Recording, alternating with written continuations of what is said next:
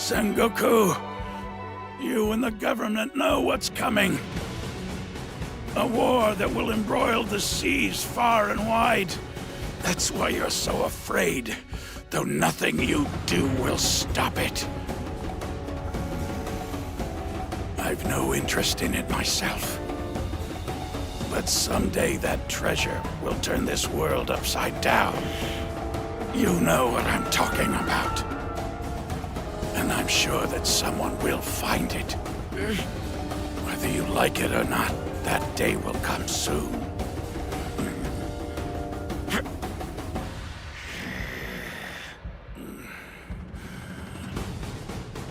The One Piece! The One Piece is real!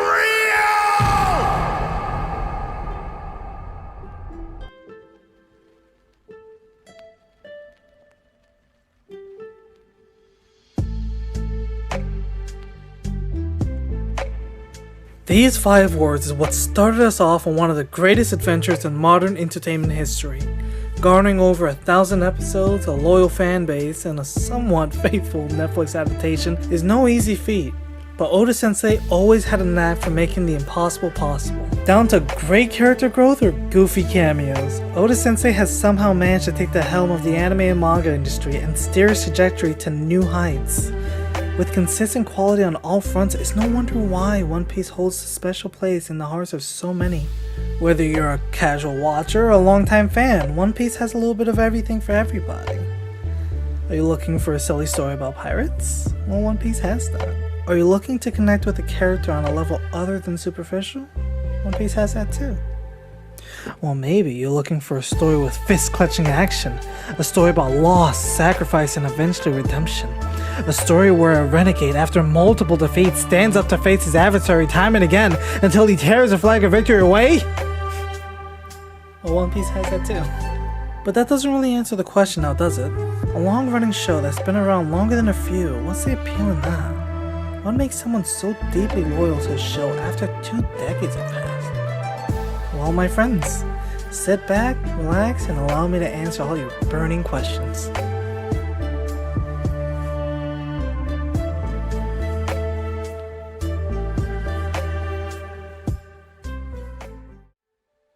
The answers you normally hear from the question are how incredible the world building is, or how unique the art style is, or how brilliant the narrative and the plot are.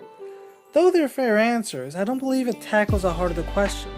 For an avid One Piece fan to another, I believe what keeps us so attached to One Piece can be summed up to 4 crucial parts. One Piece has seen a lot of changes throughout the series, and nowhere is that more true than its animation. From his first battle with the Sea King to currently fighting the King of the Beast, Oda Sensei has never cheaped out on quality.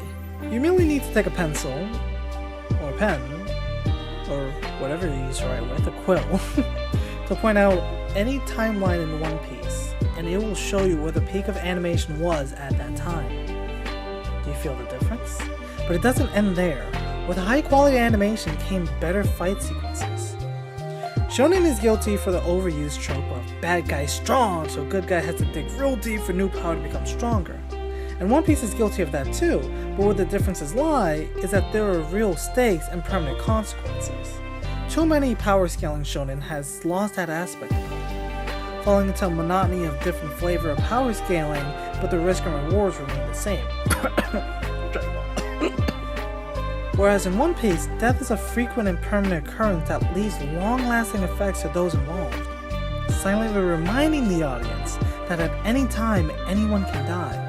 And that sense of mortality is what makes our bond to the show and its characters that much stronger. The fact that Luffy normally goes into these fights with the conviction that he could die makes the series that much more engaging.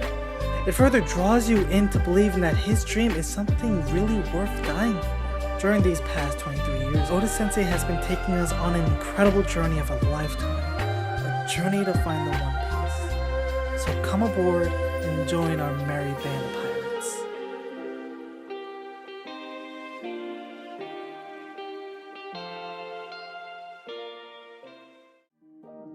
A show wouldn't be a show without characters, right? And a great show wouldn't be such without relatable characters.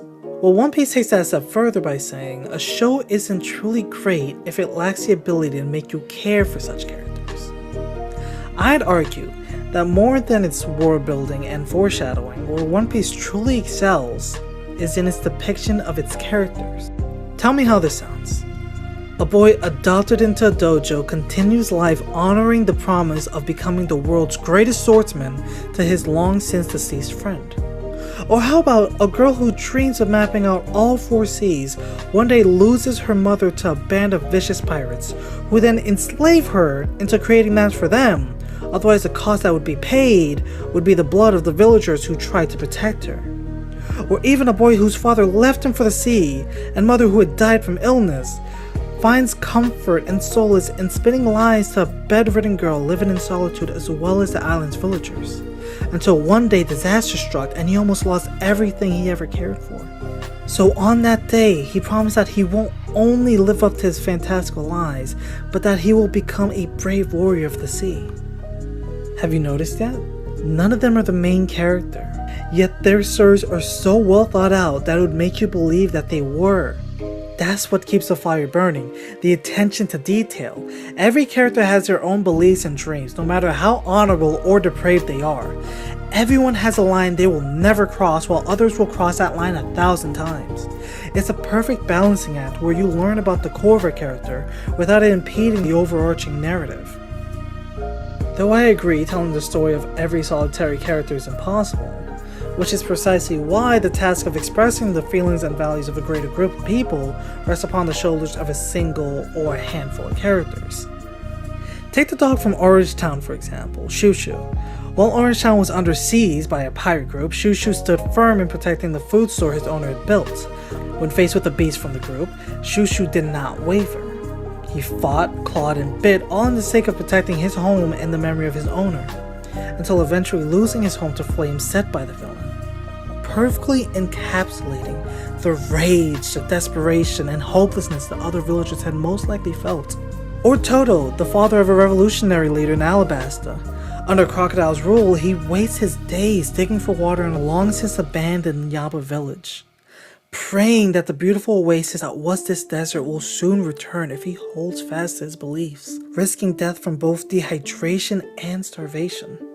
Toto embodies the unwavering hope that the people of Alabasta had that one day their king will return and put an end to the tyranny that is Crocodile. Their efforts and dedication, though not directly, still had a significant impact in the outcome of their stories. Even characters who had long since passed still hold great influence on the narrative. Odin, for instance, a shogun who had been overthrown whilst away traveling with the Pirate King, is still referenced 20 years after his death. Betrayed by a servant he trusted and unable to take back his title by force, he begrudgingly accepted any petty stipulation in return that no harm fell upon his people. Having been lied to, he rallied his retainers to defeat the young tyrant and his co-conspirator. Having lost the battle, publicly he accepted one last bet, that if his retainers and himself survived boiling alive in a vat of bubbling oil for 1 hour, the tyrant will set the land of Wano free. He won, of course, but was once again lied to, then killed, but not before saving his retainers. 20 years later, and the people of Wano still pray for their shogun to return. 20 years later, and Kaido still feels the pain from the scar Odin had left upon him that day. 20 years later, and the tyrant still suffers fits of paranoia that Odin will one day rise from the grave and enact his revenge. This is precisely what keeps the show so refreshing, why fans return every episode. Each character that's introduced breathes new life into the series and never takes the spotlight away from the overarching story, but instead sharing it, either by expressing a deeper sense of how vile a main antagonist is or how great a former character was.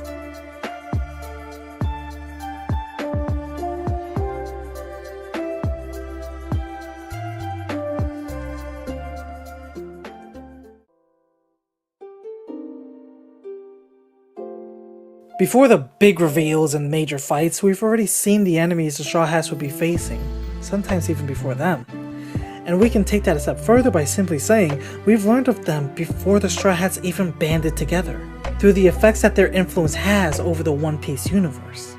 These great foes have been making moves long before we even realized.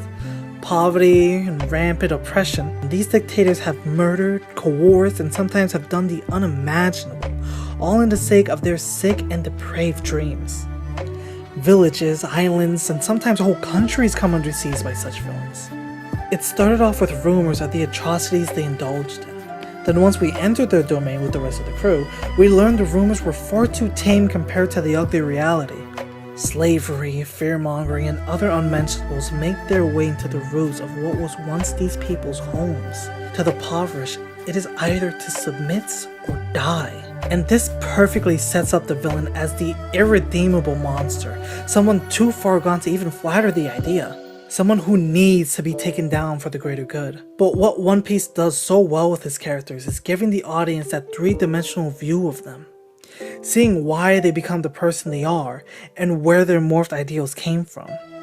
Without the story ever taking away or attempting to downplay the severity of their detestable actions.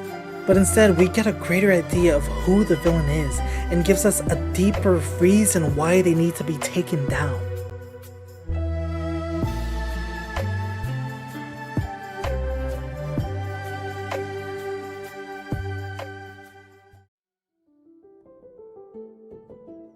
And finally, the way Eiichiro Oda chooses to depict failure in his show is arguably one of the best. Experiencing a fair amount of failure himself, it's no surprise that his attitude towards it shows within the series. In shonen, there are plenty of hot-blooded protagonists who whisk through their own stories with the power of plot armor and the spirit of never giving up, and there's nothing inherently wrong with that. But what I believe makes One Piece different is that it doesn't end at just getting over failure. Because Luffy has lost a significant amount throughout his journey. The death of Ace or the loss of his crew, Luffy is no stranger to loss, nor devastating failure. And instead of getting over it, he screamed into the sky. He clawed into the earth, he threw himself into boulders trying to deal a pain greater than the pain within his heart. And still he couldn't get over this grief on his own. He got help from a stranger, a man he barely knew, teaching him the valuable lessons of even if we fail, it's important to look ahead and try to move on, but to also not let this failure go in vain. And to this day, he's reminded of his failures. In every battle he goes into, every new scar that marks his body, every excruciating pain he feels throughout the battle, he is reminded that if he truly wants to protect those he cares for, then he must become a force greater than God. So in conclusion, I leave you with this. Though Oda-sensei has gotten some fair and unfair criticism throughout his career, I still admire him. I admire his unrelenting mindset to march forward, facing any challenge or adversity boldly. He makes me reflect on myself and my failures, and instead of turning away, he taught me to embrace them, to take ownership, to use them to propel myself closer to the silhouette of the person I am trying to be. For those who are going through it, especially you young folk out there, you don't need to watch One Piece to learn this lesson. When faced with failure, get up. No matter how many times, get up. Be the person that uses failure, not the one that succumbs to it. Because there is no greater respect that you will garner if you can just keep getting up. Ever since the turn of the millennia, Oda-sensei has been carefully crafting one of his greatest legacies. Even though I was born a year after the show, I'm so grateful to be alive in the same era as him. To be one of the witnesses of one of the greatest adventures of all time. The adventure of the Pirate King, Monkey D. Luffy.